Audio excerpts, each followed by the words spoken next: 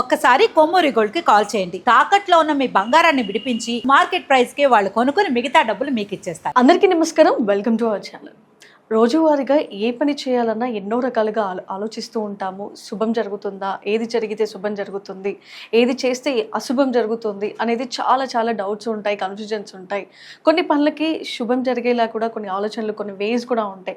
ఈ దారిలో వెళ్ళాలి, ఇలా చేస్తే ఇలా మంచి జరుగుతుంది అని. సో రోజువారీ చేసే పనుల్లో కూడా శుభం అశుభం లాంటివి కూడా చాలా ఉంటాయి. సో ఇలాంటి వాటి గురించి మనం మాట్లాడదాం ఇవాళ. సో మనతో పాటు ఉన్నారు కేఎస్ఆర్ గారు. గురుగారు నమస్తే. గురుగారు, ఈ రోజుల్లో పెళ్ళైన స్త్రీలు అసలు గాజులు ధరించడంలో చాలా విఫలం అవుతున్నారు. ఎందుకంటే ఎవరు కూడా సక్రమంగా, ఒకప్పుడు చూసుకుంటే ఆడవాళ్ళు చేతి నిండా డజన్ గాజులు, అంటే ఒక చేయికి డజన్, ఇంకోటి చేయికి డజన్ గాజులు వేసుకునేవాళ్ళు. అసలు ఈ రోజుల్లో ఒక ఏదో బ్రాస్లెట్ అని, లేకపోతే ఒక చేయికి అయితే వాచ్ పెట్టుకుంటున్నారు అందరూ. సో అలా జరుగుతూ ఉన్నాయి. సో నిజానికి పెళ్ళైన స్త్రీలు కూడా భర్తకి సంబంధించి ఆయన మంచిగా ఉండాలి అనేది తిలకం పెట్టుకోవడము, ఇక్కడ పైన కుంకుమ పెట్టుకోవడము, బొట్టు కింద కూడా మళ్ళీ కుంకుమ పెట్టుకోవడం అండ్ చేతి నిండా గాజులు వేసుకోవడం అనేవి జరుగుతూ ఉంటాయి. మామూలుగా పురాతన కాలంలో అయితే అలా చూసేవాళ్ళము. ఈ రోజులో అయితే చాలా తక్కువ మంది వేసుకుంటున్నారు. అసలు నిజానికి స్త్రీలు ఎన్ని గాజులు వేసుకుంటే భర్తకి మంచిదంటారు? రైట్. ఇది ఇక్కడ మీరు చెప్పినట్టుగా అంటే ఇప్పుడు కేవలం ఇది గాజులనే కాదు, నిజంగా కంటికి స్పష్టంగా కనిపించే బొట్టు పెట్టుకునే వాళ్ళు కూడా అరుదనే చెప్పాలి. సాధారణంగా వారు ఏవైతే వస్త్రాలు ధరిస్తుంటారు వాటికి అనుగుణంగా ఏవో చిన్న బొట్టు బిళ్ళలు తీసుకొచ్చి కొన్ని సందర్భాల్లో అవి ఏమంటాం చీమల కన్నా కూడా చిన్నవిగా ఉండి అసలు వాళ్ళు బొట్టెట్టుకున్నారా లేదో ఒక్కోసారి వాళ్ళు దేనికి సంబంధించిన వాళ్ళు కూడా మనకి ఒక్కోసారి అనుమానంగా అనిపిస్తూ ఉంటుంది. కానీ నిజానికి ఏంటంటే ఎప్పుడైనా సరే స్పష్టంగా కనపడే బొట్టు అనేది సరే. ఇప్పుడు ప్రస్తుతం మనం అడిగింది ఏదంటే గాజుల గురించి కాబట్టి ఈ గాజులు అయినా సరే అంటే ఆడవాళ్ళు ఎప్పుడైనా సరే నిండుగా చేతికి గాజులు వేసుకున్నప్పుడు అది భర్త యొక్క సౌభాగ్యానికి దోహదపడటం అనేది జరుగుతుంది. అంటే భర్త సౌభాగ్యం అంటే కనుక కేవలం భర్త ఆయుష్ అనేది ఒకటే కాదు. ఇప్పుడంటే ఆడవాళ్ళు సంపాదిస్తున్నారు, మగవాళ్ళు సంపాదిస్తున్నారు, చివరికి చదువుకునే విద్యార్థులు కూడా పార్ట్ టైంగా కూడా సంపాదించుకోవాలని తాపత్రయపడుతున్నారు. సో సంపాదన అనే దానికి ఇప్పుడు పెద్ద వీళ్ళు వాళ్ళు అనే వివక్ష అనేది ఏమీ లేదు. కానీ ఈ రోజుల్లోకి వచ్చేప్పటికి ఏంటంటే, పూర్వకాలంలోకి వచ్చేప్పటికి ఏంటంటే భర్తే అన్ని రకాలుగా సంపాదించి కుటుంబాన్ని పోషించుకోవాల్సిన బాధ్యత అనేది ఆయన మీద ఎక్కువగా ఉంది. అందుకని ఇక్కడ ఏంటంటే భర్త యొక్క సంపాదన, ఆయన యొక్క శ్రేయస్సు బాగా ఉన్నప్పుడు మాత్రమే ఆ కుటుంబం వృద్ధిలోకి వచ్చేది. పొరపాటున యజమాని ఏదైనా సరే మూలపడితే కనుక ఇంకా వాళ్ళ కుటుంబం అంతా కూడా విచ్ఛిన్నం అయిపోతూ ఉండేది. కనుక అలాంటి పరిస్థితులు రాకుండా భర్త ఎప్పుడు కూడా ఆరోగ్యంగా ఉండటం, భర్త ఆయుష్కారకుడై ఉండటం, తర్వాత ఈ రకంగా సంపదలు వృద్ధి చేసుకునే తత్వాన్ని కలిగి ఉండటం కోసం మనకి యొక్క పురాణాలు అయితేనేమి, వివిధ ధార్మిక గ్రంథాలు అయితేనేమి స్త్రీలు తప్పనిసరిగా ఆ రకంగా వేసుకోవాలి గాజులు.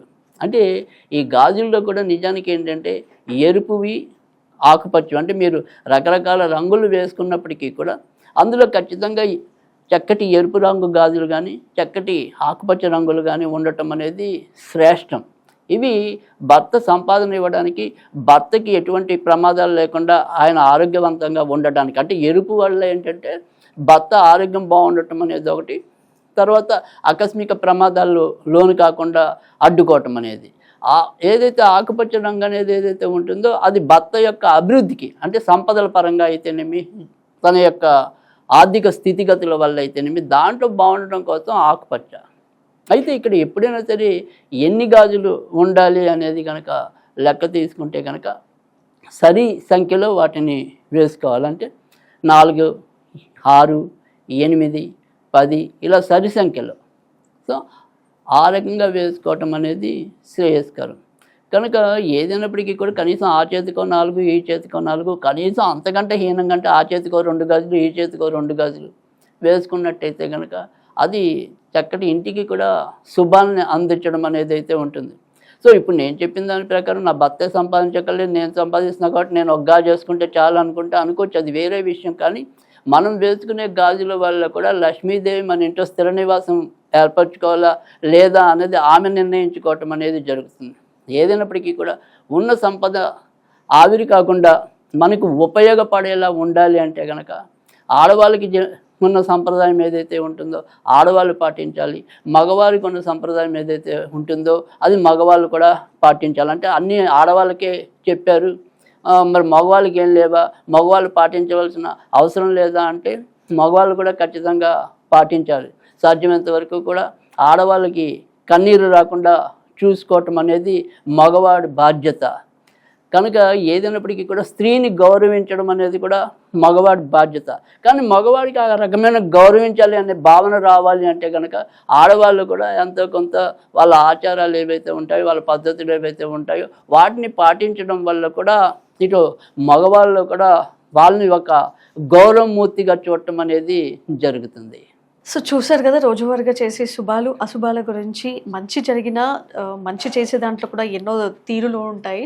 సో ఈరోజు రోజువారీగా చేసే పనుల్లో మంచి ఏది, చెడు ఏది, ఏ రోజు ఎలా చేయాలనేది చాలా చక్కగా చెప్పారు కేసీఆర్ గారు. మరో ఎపిసోడ్లో మళ్ళీ కలుసుకుందాం. అంతవరకు సెలవు.